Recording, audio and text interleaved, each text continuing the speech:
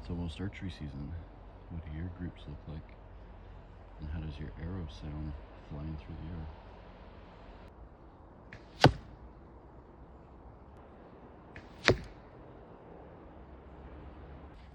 First one, field point. Second one, 3-blade fixed broadhead. Let's try 70 yards.